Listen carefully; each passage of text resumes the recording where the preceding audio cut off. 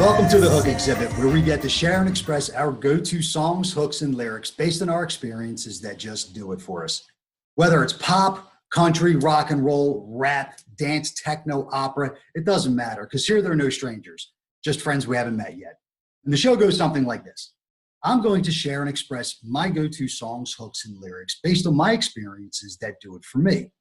And then we're going to have special guests on the show, and they're going to share and express their go-to songs, hooks, and lyrics based on their experiences that do it for them. So recently, I just heard this song again. It's been a while. It's over about 20 years or so. It just makes me laugh. Like I can't even get it out. It makes me laugh because it reminds me of that time with Jim Carrey, and when he came out, he made his big splash onto the big screens with his movies. The song is from the Foo Fighters. It's called Breakout. Let's take a quick listen to it.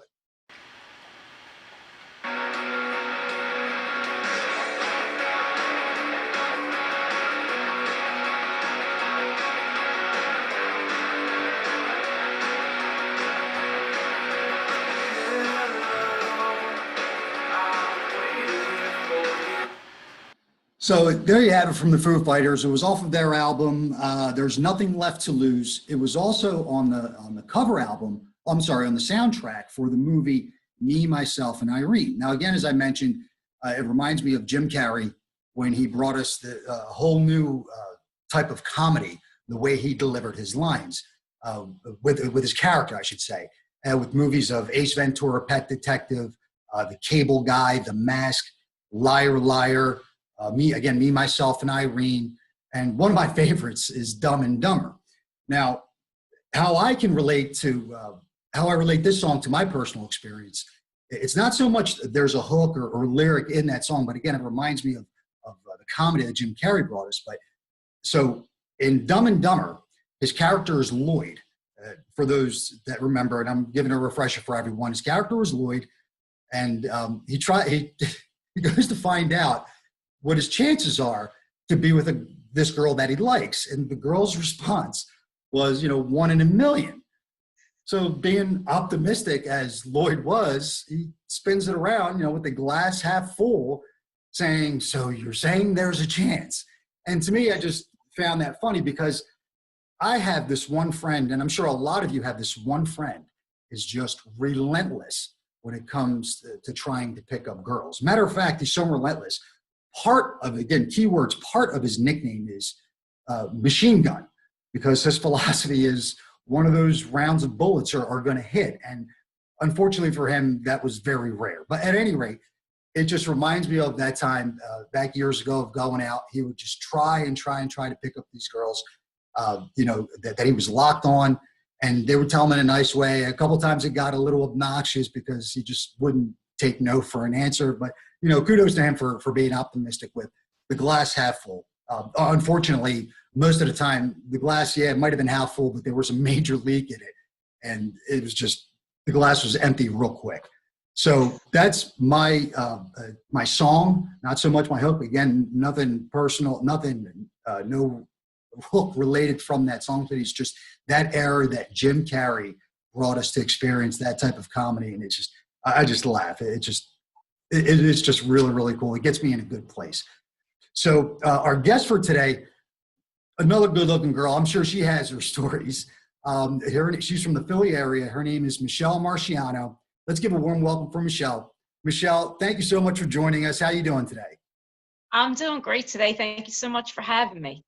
You got it. So I got to ask you, because you are a good-looking girl, I'm sure there's been plenty of times where guys would try to pick you up, and for one reason or another, whether you're with someone or you had no interest in the guy, you had to tell. I'm sure because you are a nice girl, you told him nicely to scram, to get out of here. Can you share with us experiences real quick when it comes to that? Because to me, I think it's funny, as long as it doesn't get out of hand, of course. But well, I was just going to say, there's a big difference. You mentioned two words. There's a big difference between optimistic and relentless, right, and then maybe even obnoxious. So there's a fine line there. So if, someone's trying and he's being persistent, but he's being, nice and cool about it, like that's okay. That's acceptable. But, Now, hold there on. is, Now, hold on. I'm sorry, yeah, not to interrupt you, but when you say acceptable. Okay, so if the guy's, you know, nice about it, you're willing to give him a chance because he's nice about it, or you're just, well, if it's a pleasant, there's nothing wrong with pleasant conversation. No, I agree. No, you're right. You're right about that. So so share us with your experience because I'm sure there you have plenty of. And before we go into that, I got to ask because it seems more popular with guys that they have this one friend that's always relentless and trying to pick up girls. Is that true? Does that hold true with girls too? Um, Do you have a girlfriend that's relentless if she's interested in a guy that just won't? no, guess what? No, I don't think I ever had a girlfriend that was Okay. that forward. I mean, you might like somebody and crush on them for like a really long time, Right. but to be that outspoken about it, I don't know, like maybe you walk by the corner 50 times, you know, we're a little bit more quiet about it, I guess, is what I'm Gotcha. trying to say. Gotcha. So Michelle, what are you doing now these days? So I'm with Keller Williams Media. I've been a real estate agent for about a year, and I just joined KW Media. So we're doing, in fact, I just got off a Zoom call. We're doing a lot of calls. There's a lot of changes with COVID. Um, Very and nice. so my time's kind of balanced between that and I'm with the Actors Co-op in Swarthmore. Great And place. Love that place. yes, it's like the lifeline right now. And there's a lot of projects going on there too. So, Very you nice. know, yeah, busy. That's good. Keeping busy. Now, how have you adapted as far as your business with your bread and butter with real estate among this craziness that we're all dealing with? Like I said, there's been a lot of changes. Right now, you're not unless you're in the yellow zone. The yellow zone, they're allowed to do showings right now. Okay. We're still not allowed to do physical showings, so we're learning how to do everything virtually. Virtually, there is a lot more paperwork involved. The call I just got off was teaching us about the new paperwork. Okay. So it's a lot of learning, which I like. I love to learn. Very good. Very good. So the good thing is you're still moving along with Yeah. with real Yes, estate, with your exactly. business and all that stuff. So- That's cool. That's really cool. I'm glad to hear that. So what song are you thinking about these days? What lyric or hook or which songs we can talk about that and share with us your experience with it? So a song that I always loved is the One Tree Hill theme. Okay. Okay. I'm not sure it's called "I Don't Want to Be" by Gavin McGraw. I think you looked up Yes. the actual name of the title, right? Yes. Um, it kind of for that particular show, because it started out with them in high school and moving towards college. It's about peer pressure, but Oh, if you just listen to the words and apply it towards what we're going through right now, it says, "I don't want to be anything other than what I've been trying to be lately. All right. I have to do is think of me, and I have peace of mind." Nice. And right now we have to stay home, and we need to be comfortable with ourselves and at peace, and we need to love ourselves to be able to get through this isolation. So it Right. made That's me think awesome. of this song. Yeah. That's awesome. I got it right here. Let's take a quick listen to it. Cool. We'll get into it even more.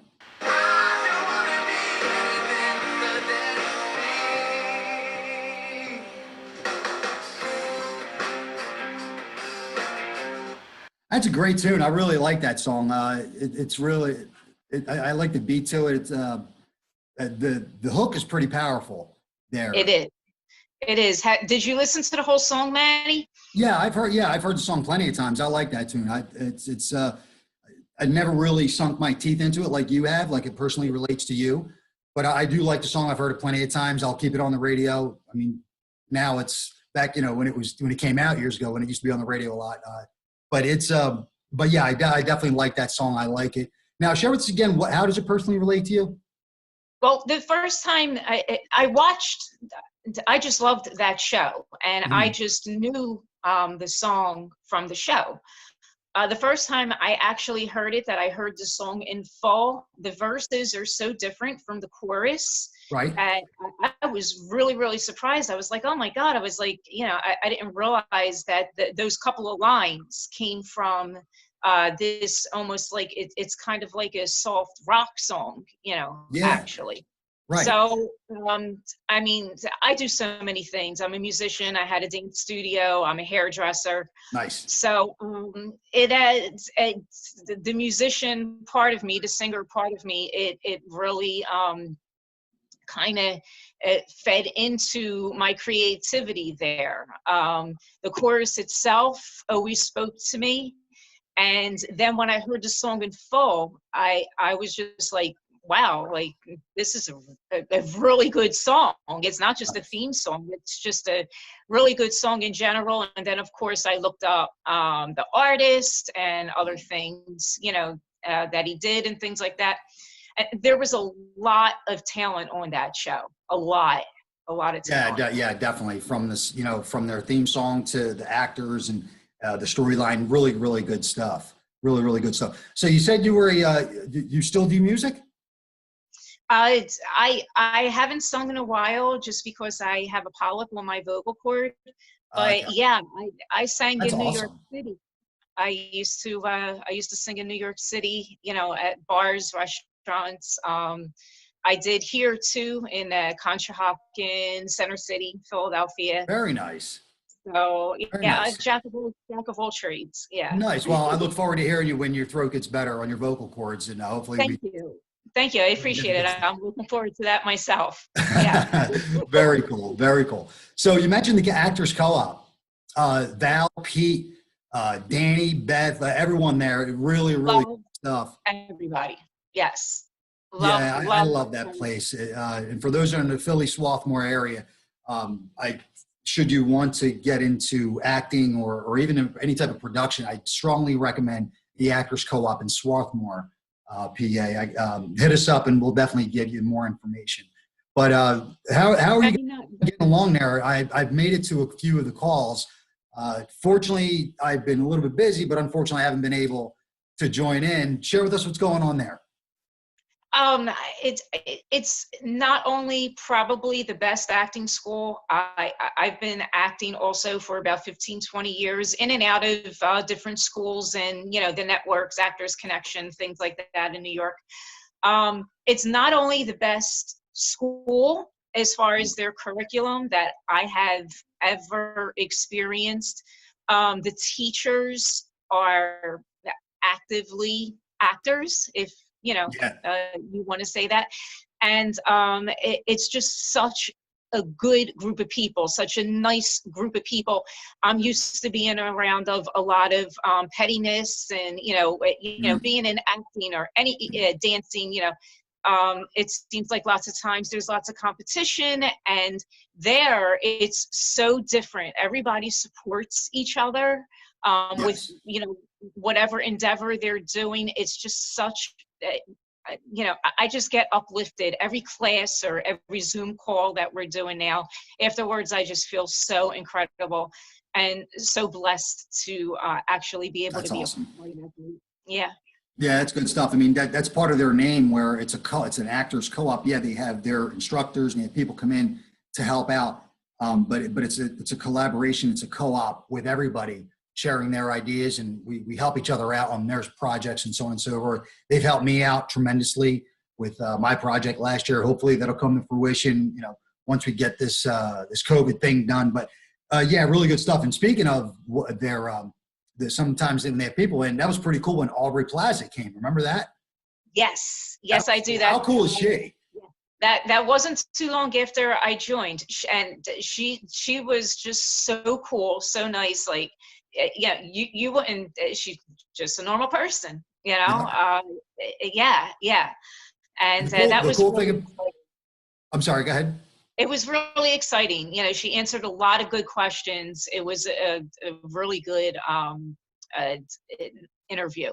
yeah, that she did with us. Yeah, Yeah, it was really great. cool. And the thing is with her, how she has her character a lot of times, like when she was on Parks and Recreations for all those years and in other movies, that's how she really is in life. She's got that funny sense of humor, like sometimes you don't expect from a woman, and it comes out. And it's really cool stuff. It's really cool stuff.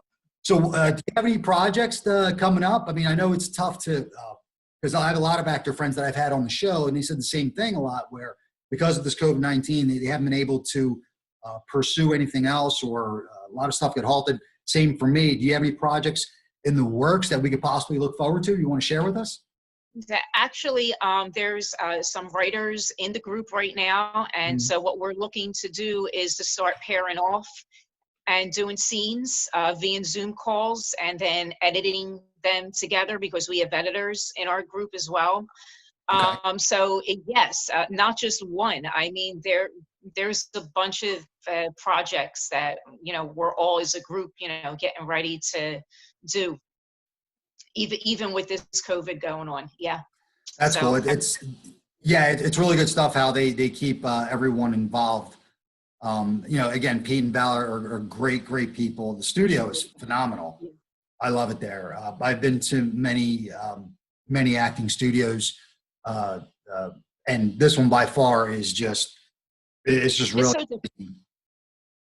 I'm sorry. It's just so different. Yeah, Yeah.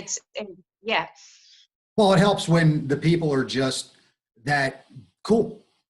You know what I mean? Yes. That they're down to earth. They look to help you out. They want to help you. And I like the family-oriented atmosphere. It's close-knit. And I know that there's good things coming. So I'm looking forward to that once, we get over this and just move forward from there. So am I. So am I. Yeah. Yeah, definitely. Well, Michelle, thank you so much for joining us. I really appreciate your time. And hopefully we'll get to see each other in person. And thank you for sharing us your hook and what it relates to from One Tree Hill. So we'll catch up soon, okay? Sounds good. Sounds good, Manny. Thank you so much for inviting me. This was great. Thank you, Michelle. We'll have you on again when we do it. Once this thing goes over, and I'm hoping to when this pandemic is over, this quarantine is over, where I can do it live, and I'll just have people all day. Or as of right now, I'm scheduled to do something in Atlantic City on a boat. We're going to have a live broadcast, and I'm going to invite people to come out through the day. So I'd love to have you there once that. Still be able to do that. I would totally love to be a part of that. Yeah. So that'd be cool. Well, there you have it, folks. That was the awesome Michelle Marchiano from the Philly area, and her go-to song and her hook from One Tree Hill. That's it for tonight, folks, at the Hook exhibit. Again, message us. Let us know your feeling. What's your hook? We'll share it on our next episode. And also, we're on a bunch of platforms. Check us out, again, at the Hook exhibit. We'll see you next time. Take care.